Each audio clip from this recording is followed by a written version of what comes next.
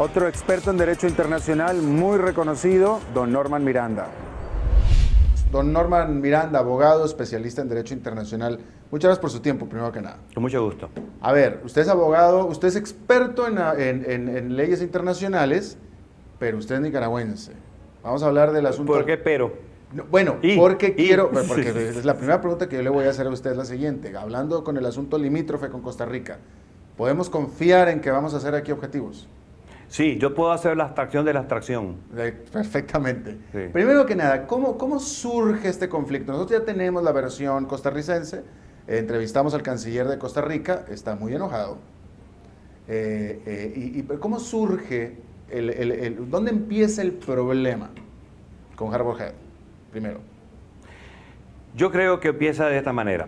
En octubre del año 2010, a raíz de que Nicaragua tiene no solamente el interés, sino creo hasta la obligación de que hacer que el río San Juan sea navegable, porque el río San Juan, que tiene 205 kilómetros, tiene un problema en la parte final del río, que es Lower River, en los últimos 34 kilómetros. Donde desemboca, desembocándose el océano. No, antes, en Lower River, a ver, lo voy a poner de estos términos.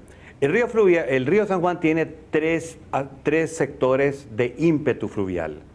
Uno, desde la desembocadura del lago hasta el punto en que recibe el ingreso de las aguas del Sarapiquí y el San Carlos, que aportan el 54% del caudal. Ya. Ahí pasa el río de 480 metros cúbicos por segundo a 1300.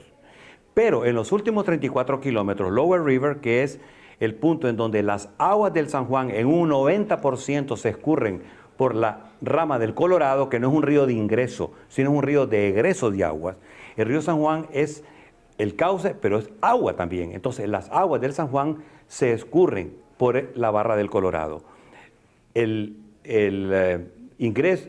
volumen de agua pasa de 1300 a 170. Ahora, una pregunta nada más. El río San Juan, este río, aunque es limítrofe con Costa Rica, ¿pertenece a qué país? El río San Juan es totalmente nicaragüense, Okay. a raíz de que en el laudo 3 dice que toda porción de agua será jurisdicción de Nicaragua. Ergo, Costa Rica no tiene derecho a ninguna gota. Pero el límite sur del río, esa es la frontera. Pero no en todos los 205 kilómetros, sino de los 205 kilómetros son 138, que es el 70%, en donde la frontera de Costa Rica va en la margen seca del río. Ok, Harbour Head. Ese es el problema. Vamos a Harbour Head. Entonces, Nicaragua decidió que para recuperar el caudal del río habría que dragar la parte final del San Juan para que pudiera haber escurridera de agua. Y así, toda esa cantidad de agua que se pierde por el Colorado pueda seguir su curso.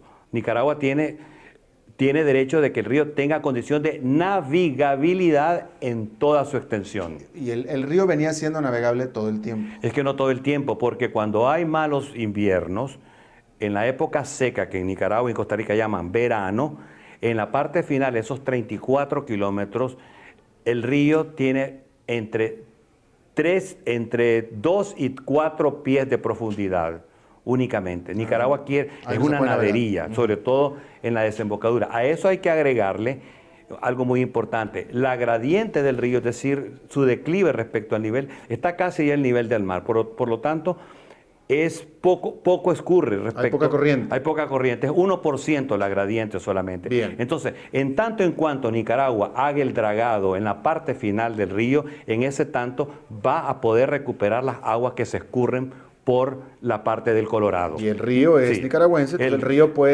Nicaragua puede dragarlo. Incluso léase las aguas del río también. Harbour Head. Entonces, sí, exactamente. Por eso es que Nicaragua muy atinadamente decide que se haga un dragado en la desembocadura del río para que el dragado haga que fluya el agua y no se escape tanta agua por la barra del Colorado. Nicaragua está dragando su río que le pertenece. Y tiene derecho a recuperar su caudal de aguas. Harbour Head. Harbour Head.